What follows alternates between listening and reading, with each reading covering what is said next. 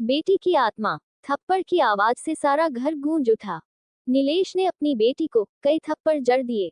कुछ करती धरती नहीं है, बस हमेशा खाने के पीछे पड़ी रहती है। पढ़ाई में जीरो, काम में जीरो, बस खाने में सबसे आगे। नीलेश अपनी बेटी को डांटे जा रहा था और बेटी रो रही थी। नीलेश की पत्नी भी अपने पति का ही साथ दे रही थी। नीलेश की दो बेटियों में उसकी छोटी बेटी कुछ सीधी थी या कहीं प्रीमेच्योर थी।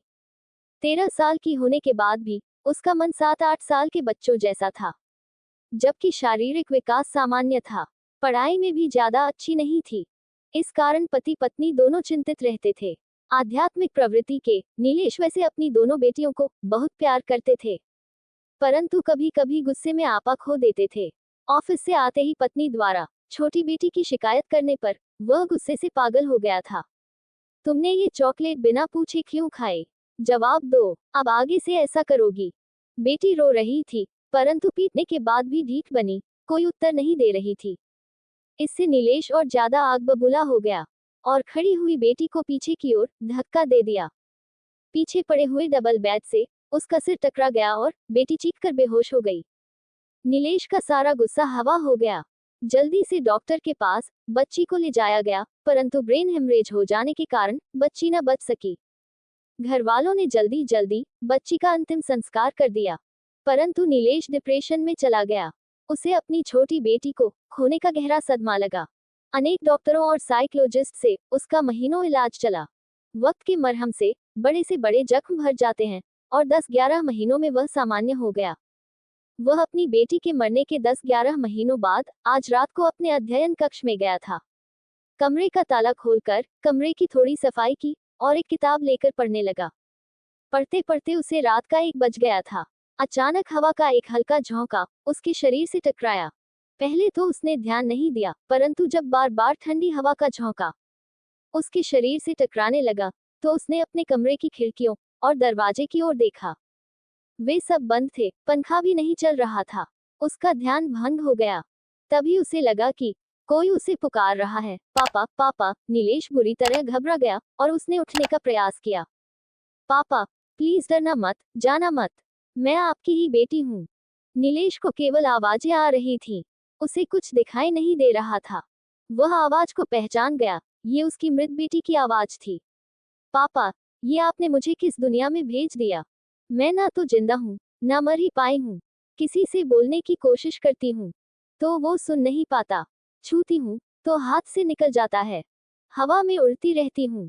खाने की सारी चीजें मेरे सामने होती हैं, परंतु खा नहीं पाती, केवल उनकी खुशबू आती रहती है। पिता का डर समाप्त हो गया और उसकी आंखों में आंसू आ गए। पापा, आपने अपनी राजकुमारी को ये कहाँ भेज दिया? पिता की सुर्खियां बंद गईं। वह गिरने ही वाला था कि उसने कुर्सी को पकड़ लिया और बोला, बेटी, मैं तेरा गुनाहगार हूँ, तू मुझे माफ कर दे। पापा, एक रात मैंने मम्मी से बोलने का प्रयास किया, तो वो मुझे देखकर डर गईं और आपने यज्ञ हवन कराकर मुझे मेरे घर से ही बाहर कर दिया। प्लीज पापा, अब मैं इस तीसरी मंजिल पर आपके स्टडी रूम में रहती हूँ। प्लीज मुझे यहाँ से बाहर मत निकालना। मैं आपकी कोई चीज नहीं छेड़ूंगी, पक्का प्रॉमिस।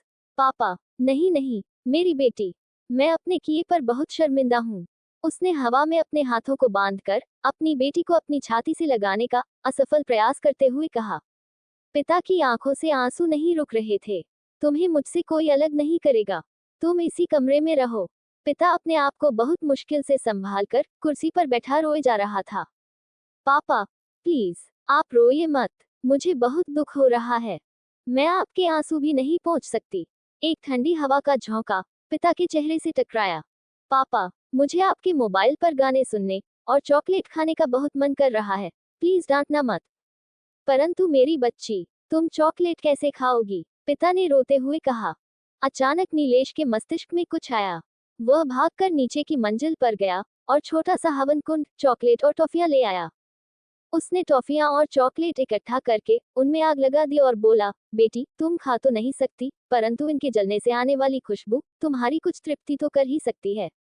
पिता ने सुबकते हुए अपने आंसुओं को पोंछते हुए कहा, बेटी, मैं तुम्हारी आत्मा की शांति के लिए और तुम्हें अपने घर में वापस बुलाने के लिए चंद्रायन व्रत और माँ गायत्री का महापुष्चरण करूंगा और ईश्वर से अपने पापकृत्य की क्षमा मांगते हुए प्रार्थना करूंगा कि तुम्हें पुनः मेरे घर में मेरी बेटी बनाकर भेजें।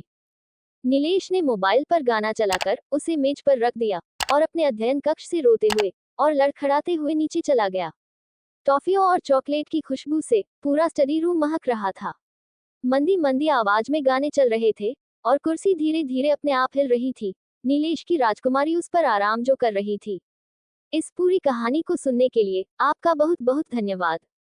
प्लीज चैनल को लाइक शेयर जरूर करें।